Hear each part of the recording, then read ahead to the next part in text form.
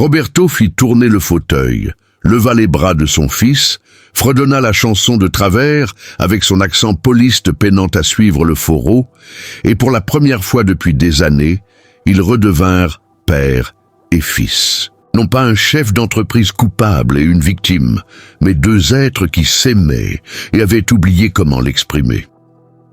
Ce soir-là, Roberto ne retourna pas au bureau. Il dîna avec Gabrielle, chose qu'il n'avait pas faite depuis des mois. Ils discutèrent, rirent, évoquèrent Laura sans la douleur habituelle. Et avant que Gabrielle ne s'endorme, Roberto dit ce que le garçon avait besoin d'entendre depuis longtemps. « Je suis désolé. Désolé de m'être éloigné. Désolé de t'avoir laissé seul. Mais cela s'arrête aujourd'hui. » « Je te le promets. » Les jours suivants, des changements commencèrent à s'opérer dans la maison des Almeida. Roberto se mit à travailler depuis chez lui 2 fois par semaine. Il déjeunait avec Gabrielle, participait aux séances de kiné. Et chaque après-midi, sans faute, ils avaient leur moment de danse. Parfois avec Maria, parfois tous les deux. La maison se remplit de musique, de rire, de vie. Mais Roberto n'en resta pas là. Ce qu'il fit ensuite surprit véritablement tout le monde. Il convoqua Maria dans son bureau. Elle entra nerveuse, sans bien comprendre ce qui se passait. Roberto était assis derrière son bureau, l'air sérieux, et Maria se prépara au pire. « Maria, j'ai besoin de parler de votre travail ici. » commença-t-il. Son cœur se serra. « Vous m'avez rendu mon fils. En quelques semaines, vous avez fait ce que des médecins, des thérapeutes et moi n'avions pas réussi en des années. Vous m'avez rappelé l'essentiel. » Il fit une pause et prit une enveloppe posée sur la table. « C'est pourquoi j'aimerais vous faire une proposition. » Maria attendit sans comprendre. Roberto poursuivit. « Je veux que vous fassiez venir vos enfants de Bahia. Je vais vous trouver une maison, financer leurs études dans de bonnes écoles, et je veux que vous restiez ici, non plus comme employé domestique, mais comme un membre de notre famille. Je vais tripler votre salaire et prendre en charge tout ce dont vous et vos enfants auraient besoin. » Maria ne put retenir ses larmes. Elle qui, des années durant, avait vécu loin de ses enfants, envoyant de l'argent mais manquant les anniversaires, les remises de diplômes, les premiers pas, les premiers mots, allait enfin pouvoir les retrouver. « Mais pourquoi, monsieur ?» parvint-elle à demander entre 2 sanglots. « Pourquoi faites-vous cela ?» Roberto se leva, s'approcha et dit « Parce que vous m'avez appris que la richesse ne se trouve ni dans les immeubles, ni dans les comptes en banque. Elle est dans des moments comme celui auquel j'ai assisté. Vous m'avez montré que je laissais filer ce qu'il y a de plus précieux en poursuivant des choses sans valeur. Vous avez sauvé mon fils. Vous m'avez sauvé moi aussi. » 3 mois plus tard, Maria revint de sa ville natale avec 3 enfants à la fois enthousiastes et intimidés. Joachim, 15 ans. Anna Clara, 12 ans. Et Pedro, 8 ans. Ils emménagèrent dans une maison confortable que Roberto avait achetée à 2 rues de la villa. Les enfants furent inscrits dans de bonnes écoles. Et quelque chose d'encore plus beau arriva. Gabrielle se fit des amis. Anna Clara avait le même âge que lui et ils devinrent inséparables. Pour la première fois depuis l'accident, Gabrielle avait quelqu'un de son âge avec qui parler, rire, simplement être un enfant. L'histoire ne tarda pas à se répandre. Les employés de la société de construction commentaient le changement chez Roberto. Il était différent, plus humain, plus présent. Il commença à mettre en place des programmes sociaux dans l'entreprise, des bourses d'études pour les enfants des employés, des horaires flexibles pour les parents. L'entreprise, autrefois connue seulement pour son efficacité, devint aussi reconnue pour son humanité. Un jour, un journaliste d'un grand quotidien de São Paulo entendit parler de l'histoire et demanda à faire un reportage. Roberto, qui avait toujours évité l'exposition personnelle, accepta, mais à une condition, que l'article ne parle pas de lui, mais de Maria et de l'importance de voir les personnes pour ce qu'elles sont réellement, et non pour la fonction qu'elles occupent. L'article parut en une. « L'employé qui a appris à un millionnaire à être père », titrait-il. L'histoire toucha des milliers de personnes. Roberto reçut des centaines de messages de pères qui s'étaient eux aussi éloignés de leurs enfants pour diverses raisons et qui se sentirent inspirés à changer. Maria reçut des offres de travail de familles aisées souhaitant engager quelqu'un avec son don, mais elle refusa toujours. Ma place est ici, avec ma famille, les deux, y disait-elle. Gabrielle continua la kiné, mais avec un autre objectif. Plus comme une obligation médicale, mais comme un désir personnel de dépassement. Il se mit au parasport, encouragé par Roberto et Maria. Il remporta ses premières médailles en natation adaptée. Et à chaque compétition, Roberto était là, dans les tribunes, criant le nom de son fils, pleurant de fierté, étant le père qu'il aurait toujours dû être. La maison des Almeida se transforma. Elle cessa d'être cette forteresse froide et silencieuse pour devenir un foyer plein de vie. Le week-end, Maria amenait ses enfants et tous déjeunaient ensemble. Roberto initia Joachim aux affaires et l'embaucha comme stagiaire dans l'entreprise après son bac. Anna Clara et Gabriel étudiaient ensemble, riaient ensemble, rêvaient ensemble. Pedro trouva en Roberto une figure paternelle qu'il n'avait jamais eue, et Roberto découvrit qu'il avait assez d'amour pour plus d'un enfant. 5 ans passèrent depuis le jour où Roberto surprit Maria en train de danser avec Gabriel. Le salon arborait désormais un grand cadre. Une image de cet instant précis, Maria derrière le fauteuil de Gabriel, tous deux riant, captés par une caméra de sécurité que Roberto avait fait imprimer et encadrer. Sous la photo, une plaque disait « Le jour où j'ai appris à voir ». Maria travaillait toujours avec la famille, mais plus comme employée. Elle était devenue la directrice de la toute nouvelle fondation Roberto et Laura Almeida, une institution qui offrait un soutien aux familles d'enfants en situation de handicap. Roberto avait investi des millions dans le projet, mais celle qui faisait réellement la magie, c'était Maria, avec sa capacité unique à voir au-delà des limites et des apparences. Gabriel, désormais âgé de 17 ans, venait d'être admis en architecture. Il voulait suivre les pas de son père, mais avec sa propre vision, créer des espaces vraiment accessibles et accueillants. « Je veux construire des lieux où tout le monde peut danser », disait-il. Roberto ne pouvait pas être plus fier. Par une nuit de juin, lors de la fête de la Saint-Jean qu'ils organisaient désormais chaque année dans le jardin de la maison. Foros en live, fanions colorés, cuisine typique, Roberto observait la scène autour de lui. Maria dansait avec ses enfants, Gabriel discutait avec des amis de la fac, la fondation aidait des centaines de familles. Et il pensa à Laura, serait-elle fière? Il en était convaincu. Maria s'approcha, remarquant son regard lointain. « À quoi pensez-vous » demanda-t-elle. Roberto sourit, ce sourire qu'il avait réappris à offrir. « Je pense que si je n'étais pas rentré plus tôt ce jour-là, j'aurais manqué le reste de ma vie. Vous m'avez donné une seconde chance, Maria.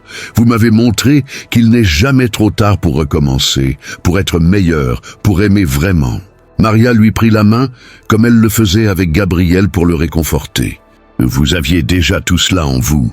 Vous aviez juste peur de le laisser sortir. Parfois, on se cache derrière des murs, derrière le travail, derrière l'argent, parce qu'aimer fait mal. Surtout quand on a déjà perdu quelqu'un qu'on aimait. Mais Laura n'aurait pas voulu que vous viviez ainsi. Elle aurait voulu vous voir danser. » À cet instant, Roberto comprit la profondeur de ces mots.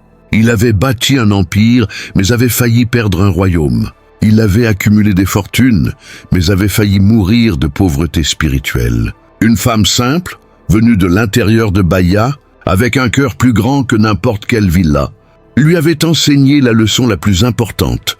La vie ne se mesure pas à ce que l'on accumule, mais à ce que l'on partage. Être riche, ce n'est pas avoir beaucoup, c'est être beaucoup. Et parfois, les personnes les plus sages sont celles que le monde juge simples. « Maria », dit Roberto, d'une voix désormais capable d'exprimer ses émotions, « merci de m'avoir réappris à danser. » Elle sourit, ce sourire qui illumine toute pièce. « On n'arrête jamais de danser, monsieur Roberto. Parfois, on oublie juste le rythme. Mais il est toujours là, en nous, prêt à revenir. » La musique monta. Gabriel appela son père pour l'aider à danser. Roberto y alla, comme il le faisait chaque soir désormais, et ensemble, père et fils tournoyèrent dans la fête, riant, vivant, aimant. Et tandis que la musique résonnait dans la nuit poliste, emportant la joie au-delà de ces murs qui furent autrefois une prison et n'étaient plus désormais que le contour d'un foyer. Le message porté par cette histoire devenait limpide.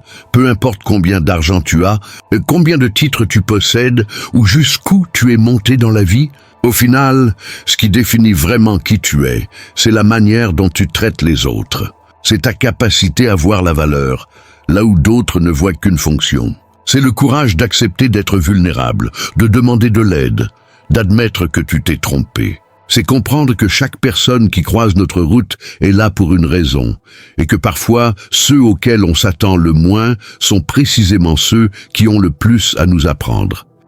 Crois-tu qu'un seul instant puisse changer complètement la vie d'une personne? Ce que tu es sur le point d'entendre est une histoire vraie qui s'est passée à São Paulo et qui te fera reconsidérer tout ce que tu sais sur le jugement, les préjugés et le véritable sens de la famille. Prépare-toi, car ce que ce millionnaire a fait en surprenant son employé en train de danser avec son fils en fauteuil roulant a choqué non seulement sa famille, mais toute la ville. Roberto Almeida avait tout ce que l'argent pouvait acheter. À 52 ans, il était propriétaire de l'une des plus grandes entreprises de construction de l'État de São Paulo.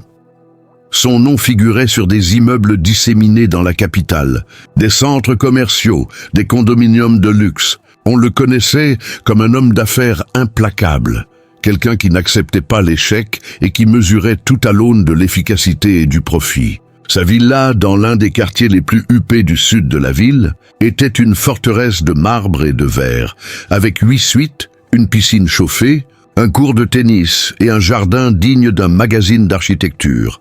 Mais derrière ces hauts murs et ces portails électriques, il existait une douleur que tout l'argent du monde ne parvenait pas à guérir.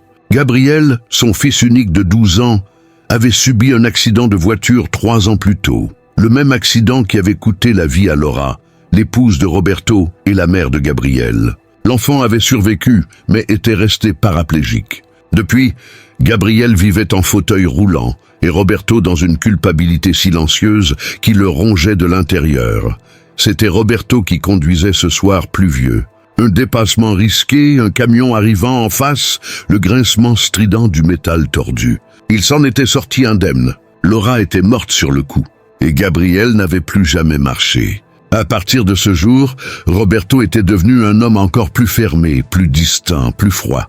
Il travaillait 16 heures par jour, se plongeait dans des tableaux et des contrats comme on tente de noyer des souvenirs. À la maison, il regardait à peine son fils. Chaque fois qu'il voyait Gabriel dans son fauteuil, il voyait aussi le fantôme de Laura et le poids de sa propre responsabilité.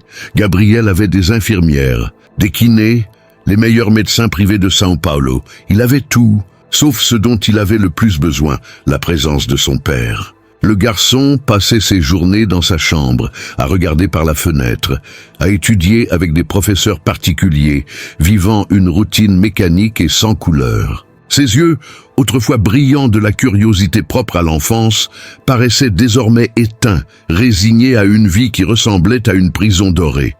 C'est dans ce contexte que Maria apparut. Maria avait 35 ans et venait d'une petite ville de l'intérieur de Bahia. Elle était arrivée à São Paulo 5 ans auparavant, avec une valise de vêtements usés et le cœur plein d'espoir. Elle avait travaillé comme femme de ménage, cuisinière, nounou, envoyant toujours de l'argent à ses 3 enfants restés chez leur grand-mère en Bahia. Lorsqu'elle obtint le poste dans la villa des Almeida, sur recommandation d'une cousine éloignée, elle pensa que sa vie s'améliorait enfin.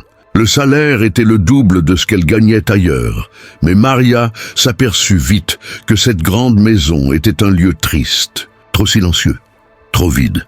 Roberto partait tôt et revenait tard. Gabriel restait enfermé dans sa chambre la plupart du temps. Les infirmières faisaient leur travail de manière technique, professionnelle, mais sans chaleur.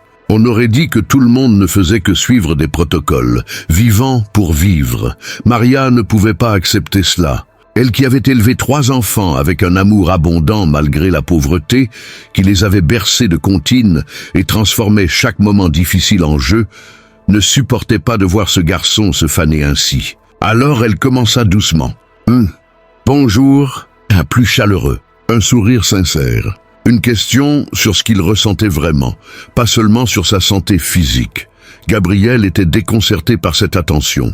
Il était habitué au regard de pitié ou au professionnalisme froid des soignants payés. Mais Maria était différente. Elle le traitait comme n'importe quel enfant, sans pitié, sans excès, avec cette simplicité que seules les âmes véritablement bonnes possèdent.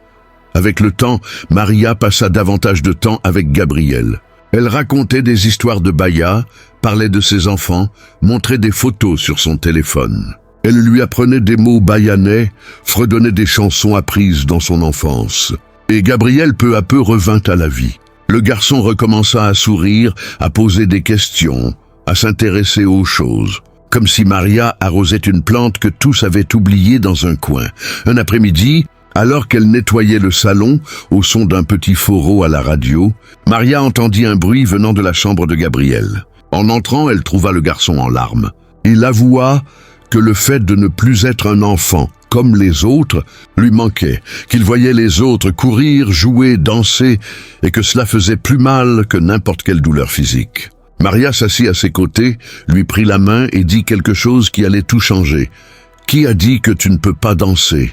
Gabriel la regarda, perplexe. Maria se leva, se plaça derrière le fauteuil et dit « Ferme les yeux et sens la musique ». Elle commença à faire bouger doucement la chaise, au rythme du fourreau, en avant, en arrière, en la faisant tourner légèrement. Gabriel, les yeux clos, ressentit quelque chose qu'il n'avait pas éprouvé depuis des années, la sensation d'un mouvement libre, de légèreté, de joie pure. Et pour la première fois depuis longtemps, il rit. Il rit fort, de bon cœur avec la vie. Cela devint un rituel secret entre eux. Chaque après-midi, après les devoirs, Maria mettait de la musique et ils dansaient. Elle faisait tourner le fauteuil, lui levait les bras en l'air, chantait à son oreille. Et Gabriel avait l'impression de voler. C'étaient les 15 minutes les plus heureuses de sa journée. Toute la maison semblait plus légère, plus vivante, jusqu'à ce qu'un jeudi après-midi, Roberto rentre plus tôt. Il sortait d'une réunion irritante avec des investisseurs et décida de repasser chez lui, chercher des documents oubliés. En entrant dans la villa, il entendit de la musique. Du foro, fort, venant du salon. Roberto fronça les sourcils. Quel était cet affront? Qui avait mis cette musique dans sa maison? Il marcha vers le salon, prêt à couper le son et à renvoyer la personne qui se montrait si irrespectueuse. Mais en arrivant à la porte, ce qu'il vit le figea sur place. Maria, de dos, faisait tournoyer le fauteuil de Gabriel en chantant gaiement. Et Gabriel riait. Pas un petit rire poli, mais un grand éclat de rire, vrai, sonore, contagieux. Les bras levés, le visage illuminé d'un bonheur pur. Roberto resta là, caché derrière la porte, observant la scène. Son premier réflexe fut, comme toujours, la colère. Comment cet employé osait-elle faire ce cirque avec son fils? Gabriel avait besoin de soins sérieux, de professionnalisme, pas de bêtises. Mais quelque chose l'empêcha d'entrer pour tout interrompre. Peut-être l'expression sur le visage de son fils. Peut-être le souvenir lointain d'une époque où lui-même faisait rire Gabriel ainsi. Il continua d'observer. Maria disait que Gabriel était le meilleur danseur de foro de São Paulo, et le garçon répondait que plus tard, il irait en Bahia pour la fête de São João. Ils riaient ensemble, totalement absorbés par ce moment de joie simple et vrai. Et ce fut alors que Roberto ressentit quelque chose qu'il n'avait pas ressenti depuis 3 ans. Des larmes. Des larmes chaudes qui coulaient sur son visage, emportant avec elles toute la douleur, toute la culpabilité, tout l'amour réprimé qu'il gardait enfermé. Lorsque la musique s'arrêta, Maria se retourna pour aller chercher de l'eau à Gabriel et tomba sur Roberto planté là, les yeux rougis. Elle fut si surprise qu'elle faillit laisser tomber le verre. Sa première pensée fut « Je suis renvoyée. Je suis allée trop loin. Ce n'était pas ma place. » Elle baissa la tête et commença à s'excuser, disant qu'elle avait exagéré, que cela ne se reproduirait plus, qu'elle voulait seulement voir l'enfant heureux. Mais Roberto ne dit rien. Il s'approcha simplement de Gabriel, qui s'était lui aussi tendu en voyant son père. Le garçon ne savait jamais comment Roberto réagirait, alors il choisissait toujours de se faire discret, petit, invisible. Roberto s'agenouilla à hauteur de son fils et pour la première fois depuis des années, le regarda vraiment. Pas le fauteuil, pas le handicap, pas le souvenir de l'accident, mais l'enfant. Son fils, tu riais, dit Roberto d'une voix étranglée.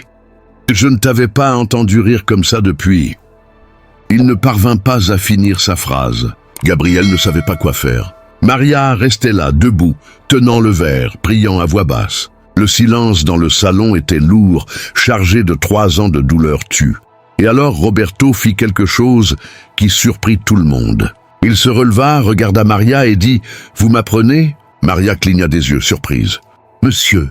Roberto répéta plus assuré, mais avec une vulnérabilité que Maria n'aurait jamais imaginée chez cet homme dur. « Apprenez-moi à danser avec mon fils. » Maria avait peine à y croire. Elle acquiesça, encore incertaine, et Roberto se plaça derrière le fauteuil de Gabriel. Comme ceci, montra Maria en déplaçant doucement la chaise au rythme de la musique qui jouait encore à bas volume. Roberto l'imita, maladroit au début, visiblement mal à l'aise avec cet élan de légèreté. Mais Gabriel commença à se détendre, et alors quelque chose de magique se produisit. Le père et le fils se mirent à rire ensemble. Roberto a appris qu'être père, ce n'est pas seulement pourvoir, c'est être présent. Qu'aimer, ce n'est pas protéger quelqu'un du monde, c'est l'équiper pour l'affronter. Que la vraie richesse n'habite pas dans les coffres, mais dans les étreintes, les rires, les instants que l'argent ne pourra jamais acheter. Et que parfois, il faut tout perdre pour découvrir ce qui compte vraiment. Cette histoire n'a pas de fin, parce qu'elle continue chaque jour. Elle continue chaque fois que Roberto choisit d'être présent. Chaque fois que Maria voit ses enfants étudier et sait qu'ils auront des opportunités qu'elle n'a jamais eues. Chaque fois que Gabriel regarde son fauteuil, non comme une limitation, mais comme une caractéristique de plus de ce qu'il est. Chaque fois que quelqu'un entend cette histoire et décide de regarder à 2 reprises ces personnes qu'il croise tous les jours sans jamais vraiment les voir. Si tu es arrivé jusqu'ici, il est peut-être temps de réfléchir. Qui sont les Maria dans ta vie? Ces personnes que tu vois chaque jour sans jamais vraiment les regarder. Qui sont les Gabriel? Ceux qui t'entourent, attendant ta présence, ton attention, ton amour. Et surtout, construis-tu des palaces ou construis-tu un foyer? Accumules-tu des choses ou crées-tu des souvenirs? La vie passe bien trop vite pour la vivre cachée derrière des murs. Bien trop vite pour laisser l'orgueil, la peur ou la culpabilité nous empêcher d'aimer et d'être présents. Et bien trop vite, surtout pour ne pas danser. Même quand on croit ne pas pouvoir, même quand la musique semble s'être tue, même quand le monde nous dit que c'est impossible. Il y a toujours une manière de danser. Il y a toujours une Maria prête à nous l'enseigner. Il y a toujours une seconde chance qui nous attend, si cette histoire a touché ton cœur. Si tu as reconnu en Roberto, en Gabriel ou en Maria un fragment de ta propre trajectoire, alors cela valait déjà la peine de la raconter. Partage ce message avec quelqu'un qui a besoin d'entendre qu'il n'est jamais trop tard pour recommencer, jamais trop tard pour aimer, jamais trop tard pour réapprendre à danser. Et si tu es un Roberto, regarde autour de toi. Ton Gabriel t'attend. Si tu es une Maria, sache que ta bonté a le pouvoir de transformer des vies d'une manière que tu n'imagines même pas. Et si tu es un Gabriel, n'abandonne pas. Il y a des personnes qui t'aiment et qui apprennent, à leur manière, à te montrer cet amour. Car au bout du compte, ce ne sont pas les bâtiments que nous construisons qui resteront comme notre héritage. Ce sont les cœurs que nous touchons, les vies que nous changeons et l'amour que nous répandons. Voilà la véritable richesse. La seule chose qui mérite d'être accumulée. Voilà la leçon qu'un millionnaire a apprise grâce à son employé et que tu connais désormais toi aussi.